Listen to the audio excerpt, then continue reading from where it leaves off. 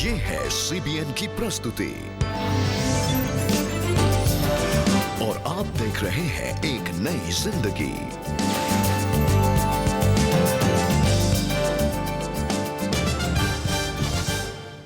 Good morning दर्शकों, welcome to एक नई जिंदगी। गुड मॉर्निंग दोस्तों, एक नई जिंदगी के आज के प्रोग्राम में आपका बहुत बहुत स्वागत है। दोस्तों, इस महीने हम लव एंड रिलेशनशिप्स के बारे में बात कर रहे हैं and a beautiful relationship that we all see and enjoy is between parents and children. माँ बाप और बच्चों के बीच में जो रिश्ता होता है वो बहुत ही खास होता है। अक्सर हम पेरेंट्स चाहते हैं कि हमारे बच्चे बड़े परफेक्ट हों, है ना, दिखने में परफेक्ट हों, हर काम में परफेक्ट हों, पढ़ाई लिखाई में परफेक्ट हों, हेल्थ में सबसे अच्छे हों, लेकिन कभी कभी ऐसा नहीं हो पाता। We don't live in a perfect world ना। Yes. कोई ना कोई तो परेशानी, कोई ना कोई दिक्कत या कोई ना कोई ऐसा ब्लैक शिप भी आ जाता है या फिर कोई ऐसी दिक्कतें आ जाती हैं। मेरे अजीजों, पेरेंटिंग इज, ये जो माँ बाप बनना और उसको निभाना, इस जिम्मेदारी को बहुत अहम है और बहुत ही टफ है। परंतु किंतु जब हम परमेश्वर की मदद मिलती हमें और हम परमेश्वर की मदद लेते हैं और खुदा की रहमत होती है तो हम इस जिम्मेदारी को बखूबी परफॉर्म कर सकते जी हैं। बिल्कुल, लेकिन कभी कभी क्या होता है कि जब हमारे बच्चों में कोई कमी होती है तो हम उसे एक्सेप्ट नहीं कर पाते हैं। We live in a denial mode and हम संघर्ष करते रहते हैं। तो आज दोस्तों हम बात करेंगे कि अगर हम ऐसी परिस्थितियों से आज अपने जीवन में गुजर रहे हैं तो परमेश्वर हमारी मदद करे, वो हमारे जीवन को अपने प्रेम से भर दे ताकि ऐसी सिचुएशंस को हम एक्सेप्ट कर पाएँ और परमेश्वर हमें बुद्धि समझ देगा ताकि हम इन सिचुएशंस के साथ डील भी कर पाएँ। और ऐसी ही एक बहुत ही खूबसूरत कहानी आज हम आपके लिए लेकर आए हैं। आज हम आपको मिलाने जा रहे हैं साजन और रीना टाइटस से, जिन्हें परमेश्वर ने दो बहुत ही खूबसूरत बच्चे दिए हैं। इनके जो छोटे बेटे हैं उनका नाम है जोएल, जिन्हें डाउन सिंड्रोम है। दोस्तों, जब रीना और साजन को पता चला कि बच्चे में ये कमी है या बच्चा डाउन सिंड्रोम से संघर्ष कर रहा है, तब इन्होंने क्या रिएक्शन दिया, इनका क्या बिहेवियर रहा उस बच्चे के प्रति और इनकी क्या स्ट्रगल्स रही, आइए आज हम इन्हीं से मिलकर जानें। जब जोएल पैदा हुआ, क्योंकि मैं मेडिकल लाइन में हूँ, मुझे थोड़ा बहुत पता था कि एक साधारण बच्चा नहीं है और बहुत जल्द ही मैंने उसकी एक एक हरकत को गौर से देखा। वो बहुत देर से चीजें शुरू कर रहा था। मैं अक्सर अपनी पत्नी से बातों बातों में पूछता था कि अगर हम एक बारी से लेकर आश्वस्त हो जाएं कि असल में स्थिति क्या है, और हमें पता लग गया था कि कुछ तो गलत है, पर हमने सही मायने में टेस्ट नहीं करवाया। पहली वजह तो ये कि शायद मेरी पत्नी इतनी आश्वस्त नहीं थी और उसे ये पसंद नहीं था कि वो इस चीज का सामना करे। मैं ये मानने के लिए तैयार ही नहीं थी। मैं इस सच्चाई को स्वीकार करने के लिए तैयार नहीं थी। मैं लोगों की बातों को सुनने के लिए तैयार नहीं थी। मैं अपने पति की बात भी सुनने के लिए तैयार नहीं थी। जब भी वो इस बात को लेकर मेरे सामने आते थे तो मैं पीछे हट जाया करती थी और मैं कहती थी कि मैं आपकी बात को सुनने के लिए तैयार नहीं हूँ। उसे सच्चाई का सामना करने में थोड़ा समय लगा और साल 2013 में जब उसे वाकई में निमोनिया ने घेर लिया था, तब डॉक्टर ने गंभीरता से ये सुझाव दिया था कि हम उसका टेस्ट करवाएं। और जब हमने टेस्ट करवाया तब इस बात की पुष्टि हो गई कि जोएल को डाउन सिंड्रोम है। तब जाकर प्रभु ने मेरी आंखें खोली। मुझे एहसास हुआ कि मैं गलत कर रही हूँ। मेरा गुस्सा केवल प्रभु से था कि क्यों, मेरा सवाल था कि आखिर क्यों, उन्होंने ऐसा क्यों किया। जब सभी रिपोर्ट, सब कुछ ठीक था, सब कुछ सही चल रहा था, तो फिर ऐसा मेरे साथ क्यों हुआ और डॉक्टरों ने मेरे साथ ऐसा क्यों किया। पर रिपोर्ट्स के आने के बाद मैंने चुपचाप इस बात को स्वीकार कर लिया। उस रात जब मैं अपने पति और अपने बड़े बेटे के साथ जोएल को अस्पताल में भर्ती करने ले गई, मैं उस कमरे में अकेली थी और एकदम असहाय थी। मुझे समझ नहीं आ रहा था क्या करूं। सुबह क्योंकि मुझे अपने पति को आईसीयू से थोड़े समय के लिए छुट्टी देनी थी क्योंकि वो पूरी रात जगे थे, तो मैं वहां गई और मैंने देखा कि मेरा बेटा कमज़ोर हालत में बाकी चीज़ों से घिरा हुआ था। और वो समय था जब मैंने 8 साल में पहली बार प्रभु से प्रार्थना की और मैंने अपना हाथ उसके ऊपर रखा और कहा, प्रभु आपने मुझे ये बच्चा एक मकसद के साथ दिया है, अब वो मकसद पूरा होना चाहिए और अगर आपकी यही इच्छा है तो ये इच्छा पूरी हो। आप इसे अपने पवित्र हाथों से छुएं। और आप जानते हैं, जब मैंने आखिर में ये कहा और प्रार्थना ख़त्म की, मैंने कहा यीशु के नाम से मैं प्रार्थना करती हूँ, तो वो पहला था जिसने अपना मुंह खोल के कहा आमीन। मुझसे भी पहले उसने आमीन कहा और उसका वो आमीन शब्द पूरे आईसीयू में गूंज उठा।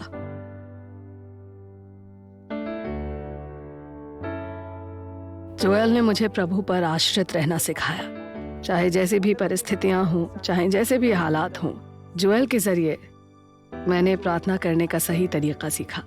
एक सबसे जरूरी चीज जो मैंने जोएल से सीखी वो है आश्रित रहने का स्वभाव। वो पूरी तरह से हम यानी अपने माता पिता पर आश्रित रहता है। हर चीज को अच्छी तरह से अपने परम पिता से जोड़कर देख सकता हूँ और कह सकता हूँ कि प्रभु आप ही मेरे सब कुछ हो और मैं कुछ और नहीं मांग सकता। मैं केवल इतना ही कह सकता हूँ कि हम जोएल से प्यार करते हैं। वो हमारे लिए एक आशीष है। Wow, what a lovely story friends. कितनी अच्छी कहानी है साजन और रीना की। और काफ़ी मुश्किल था उनके लिए अपने बच्चे को डाउन सिंड्रोम के साथ एक्सेप्ट करना, लेकिन उन्होंने किया। परमेश्वर की मदद से उन्होंने किया और उन्होंने जाना कि ये जो बच्चा है वो परमेश्वर ने उन्हें दिया है। बिल्कुल सही कहा रेबेका, और प्रार्थना करी उन्होंने। दोस्तों, ये है सीक्रेट। अगर आप चाहते हैं कि आपके बच्चे, आपके जो स्पेशल वरदान खुदा ने आपको दिए हैं, अगर वो भी इस दुनिया में खड़े हो सकें और कुछ अचीव कर सके और सक्सेसफुल हो सके, तो आपको पहले झुकना पड़ेगा। हाँ, कोई इजी वे नहीं है, ये कोई शॉर्टकट नहीं है। झुकना पड़ेगा घुटनों पे और खुदा के सामने अपनी इल्तिजा लानी होगी और अपने बच्चों को उस वेदी पे लाना होगा और रोज उस वेदी पे लाना होगा जिसको प्रार्थना की वेदी कहते हैं। तो मेरे अजीजों, there is no difficult situation to God and no child is difficult. कोई ऐसा बच्चा नहीं जो डिफिकल्ट हो। Everyone is precious. हर एक बेशकीमत है खुदा के लिए। आप प्रार्थना कीजिए, खुदा उत्तर देता है, देगा, जरूर देगा और आज ही देगा। करिए प्रार्थना आप, और ये वचन आपके लिए। पहला थिस्सलुनीको 5:17, निरंतर प्रार्थना करते रहो। मेरे प्रिय दर्शकों, गुजर जाएंगे वो लम्हे, वो कश्मकश, वो परेशानियां, जब सब हम खुदा के सामने अपने हृदयों को उंडेलेंगे और लगातार सिलसिलावार डेली हम प्रार्थना करेंगे। देखना, परमेश्वर ना केवल अपने आपके रिश्तों को जो आपके बच्चों के बीच में और आपके बीच में है उसको मजबूत करेगा, परंतु आपको बहुतायत से आशीष देगा। Keep on praying. शायद आज आप अपने बच्चे को एक्सेप्ट नहीं कर पा रहे हैं, उसके जीवन में जो कमी है उसे आप शायद एक्सेप्ट नहीं कर पा रहे हैं। इसके लिए अगर आप काउंसलिंग चाहते हैं दोस्तों, तो आप हमसे ज़रूर संपर्क करें। हमारी वेबसाइट को आप विजिट कर सकते हैं। हमारा एड्रेस है cbnindia.org/cbnofferings। और दोस्तों, इसी के साथ समय आ गया है कि हम लेंगे एक छोटा सा ब्रेक और ब्रेक के बाद हम मिलकर प्रार्थना करेंगे। To stay with us.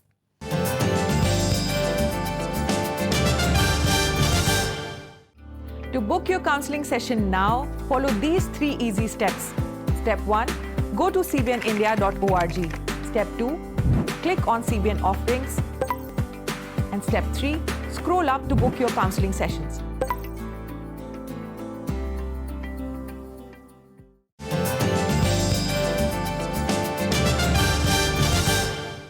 Welcome back दोस्तों। आज एक नई ज़िंदगी प्रोग्राम में हम बहुत ही इंपॉर्टेंट टॉपिक पर बात कर रहे हैं।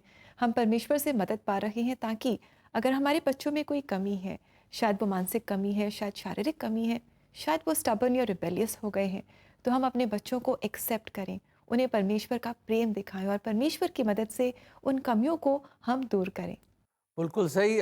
दर्शकों, parents, we are here to join you in prayer, ताकि परमेश्वर का अनुग्रह रहे और आपके रिलेशनशिप्स भी अच्छे हों और ख़ास तौर से खुदा आपको तौफीक और विजडम दे अपने बच्चों को खुदा के भय में बढ़ाने के लिए। आइए प्रार्थना करें। Please join us. प्रभु जी, हम धन्यवाद देते हैं कि जब परेशानियां आती हैं, डिफ़िकल्टीज आती हैं, प्रभु जी, हम आपकी ओर ही भाग सकते हैं प्रभु जी, और घुटनों पे गिर सकते हैं प्रभु, और अपनी सारी चिंताओं को, अपने सारे केयर्स को, अपने सारी प्रॉब्लम्स को, अपनी सारी डिफ़िकल्टीज़ को आपके सामने उंडेल सकते हैं प्रभु जी। तो प्रभु जी, हम अपने सब दर्शकों के लिए प्रेयर कर रहे हैं प्रभु जी, ख़ास तौर से उन फैमिलीज़ में प्रभु जी जो ऐसे प्रभु जी शायद कोई चैलेंजिंग सिचुएशंस हो, उनके बच्चों के साथ चैलेंजेस हों प्रभु जी, प्रॉब्लम्स हों, ना आज्ञाकारीपन हो, डिसोबीडियंस हो, या कोई भी मेंटल या फिजिकल चैलेंज हो प्रभु जी, हम खास तौर से प्रार्थना करते हैं उन सब माँ बाप के लिए, पेरेंट्स के लिए, कि आप उनको एक स्पेशल ग्रेस दें, अनुग्रह दें, कि अपने बच्चों को वो एक्सेप्ट करें एज स्पेशल वरदान from you, as a gift from you. प्रभु जी, हम जानते हैं बच्चे आपके स्पेशल वरदान है प्रभु जी, गिफ्ट्स हैं प्रभु जी। और ख़ास तौर से उन बच्चों पे प्रभु आपकी आशीष हो कि वो आज्ञाकारी बने, या अगर उनके में कोई ऐसी चैलेंजेस हैं प्रभु, आप उनकी मदद करें एक अद्भुत रीति से, उन चैलेंजेस से आप उनको उभारें, उनको निकालें, या प्रभु जी अपना स्पेशल हाथ उन पे रखें प्रभु जी। उन परिवारों में प्रभु जी आपकी शांति बनी रहे और हर माँ बाप खुशी से, बड़ी दिलजोई से बच्चों को प्रभु जी परवरिश और पालन पोषण कर सके। प्रभु जी हम धन्यवाद देते हैं क्योंकि आप हमारे पिता हैं और हम आपके बच्चे हैं। ये प्रार्थना प्रभु यीशु मसीह के नाम में मांगते हैं, आमीन। आमीन।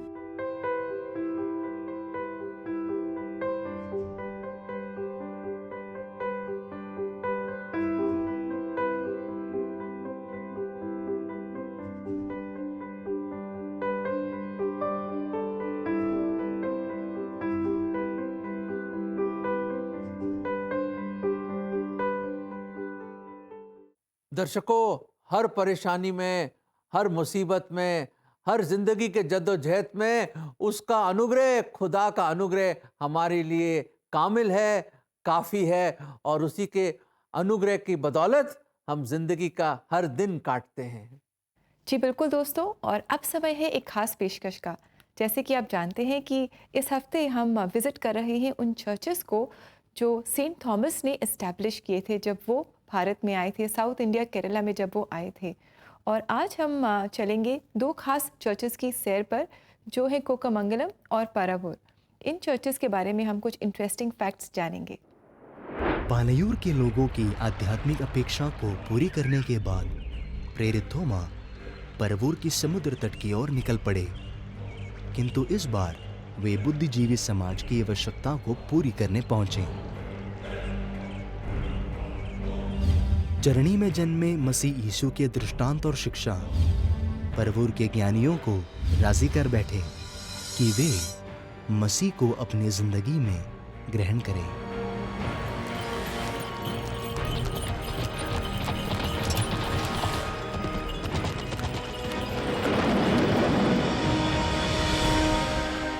प्रेरित को फंसाने की फिराक में वहां के कुछ लोगों ने एक बालक की हत्या की और थोमा पे दोष लगाया, लेकिन थोमा ने राजमहल में उस मुर्दे बालक को जिलाया और उसी बालक ने हत्यारे को पहचाना, जिसके बदौलत परवूर में लगभग 1170 अनुयायी तैयार हुए।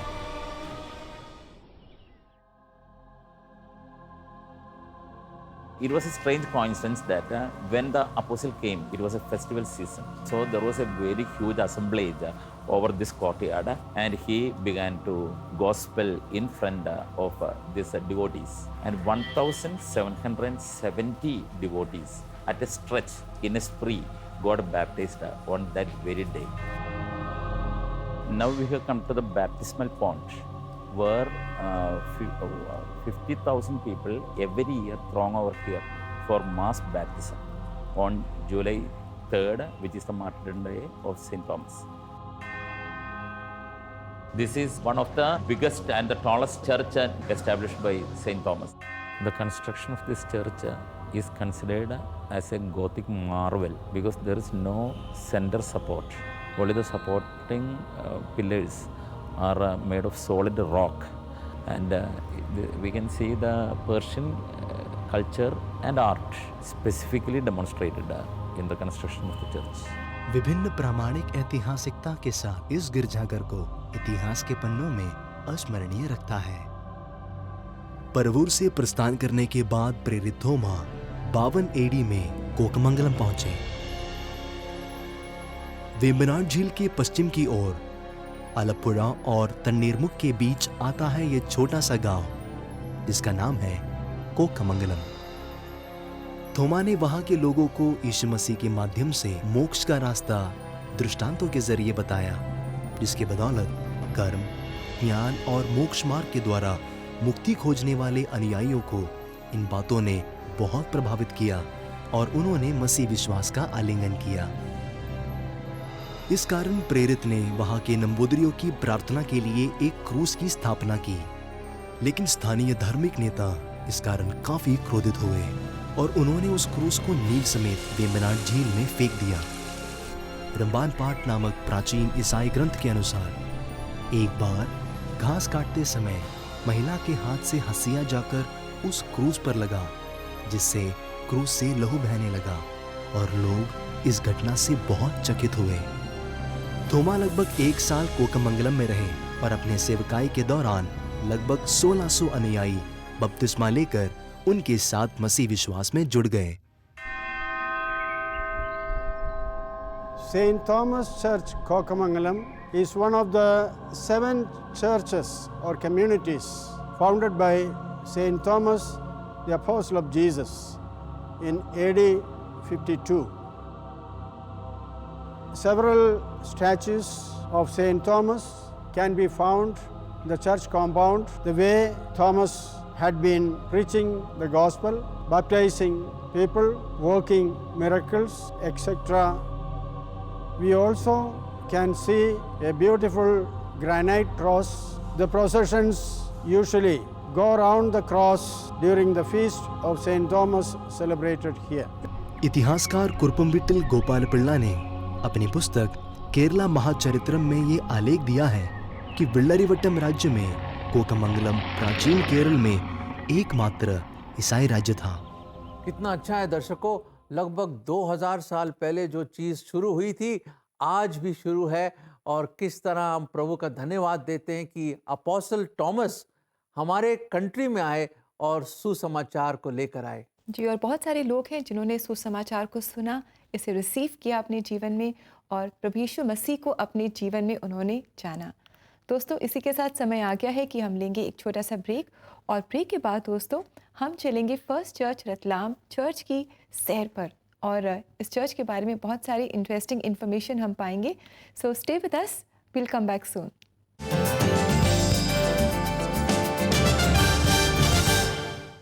दोस्तों, क्या आपको दूसरों के लिए प्रार्थना करना अच्छा लगता है? सीबीएन प्रेयर लाइन पर रोज हजारों लोग प्रार्थना के लिए कॉल करते हैं। You can stand in this gap and pray for them in English, Hindi or your regional language. To sign up as a prayer line volunteer, go to www.cbnindia.org. Click on Connect with us. In the drop-down, register for prayer line volunteer. Remember, prayer can move the hands of one who moves the universe.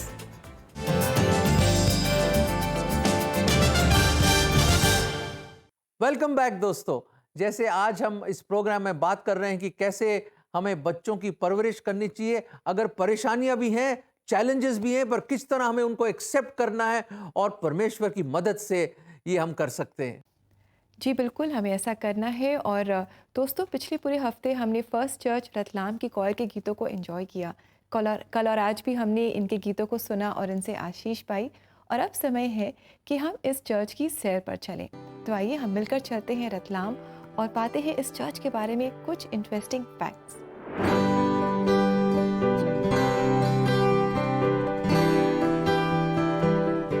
मेरे पीछे आप देख रहे हैं first church Ratlam. ये बहुत पुराना church है, लगभग 120 वर्ष से पहले का चर्च है, और उस समय से इस चर्च की भव्यता ऐसी बनी रही। और इस चर्च के जो पुराने फाउंडर हैं वो रेवरेंड डॉक्टर जे कैम्बेल, वो कैनेडियन मिशनरी थे और हमारे इस स्थान में आए। उन्होंने लोगों की सेवा की। 1898 में ये कार्य आरंभ हुआ। 1907 में ये चर्च भवन तैयार हुआ, जिसमें कई परिवार, उस बीच में कई परिवार जुड़ गए थे और वो सब इस भवन में आराधना करने के लिए इकट्ठे हुए। जैसे इस चर्च की भव्यता बाहर से आप देख रहे हैं, खूबसूरती को देख रहे हैं, वैसे अब अंदर चलकर इस चर्च के, इस भवन की खूबसूरती को हम देखेंगे।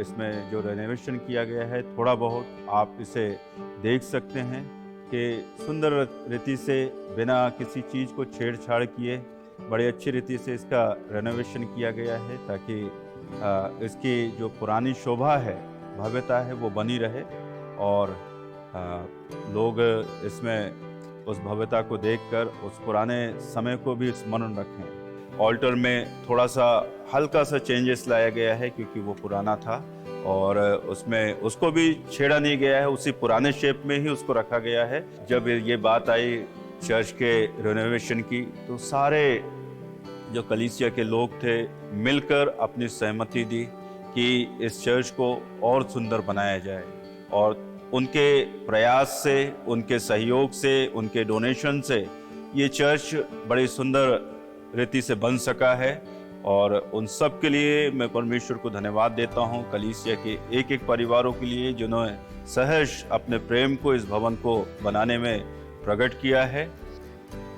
मेरा निवेदन है कि आप जब भी रतलाम शहर आएं, इस फर्स्ट चर्च रतलाम में आपका स्वागत है। आप अवश्य आएं और यहाँ आकर प्रार्थना कर सकते हैं। आप जो भी अपने प्रार्थना निवेदन यहाँ लेकर आएंगे, प्रार्थना करेंगे, परमेश्वर हाँ और आमीन में अवश्य उसका जवाब देगा।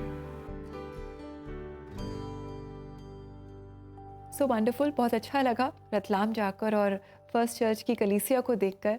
कभी कभी मुश्किल होता है अलग अलग जगह जाना, इन चर्चेस को विज़िट करना, लेकिन एक नई ज़िंदगी के माध्यम से हम इन सब चर्चेस को विज़िट कर पा रहे हैं। मैं तो पहली दफ़ा रतलाम हुआ है और रतलाम की सैर करा दी और ख़ास तौर से इस चर्च के बारे में हम जान पाए कैसे परमेश्वर की विटनेस इस चर्च ने रखी है वहाँ पे रतलाम में।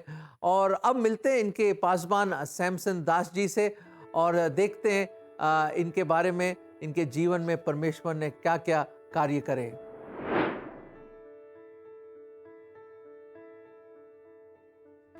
छः 7 साल का रहा, अपने दादाजी के बहुत नज़दीक था और उनके जीवन को, उनकी सेवकाई को देखता रहा।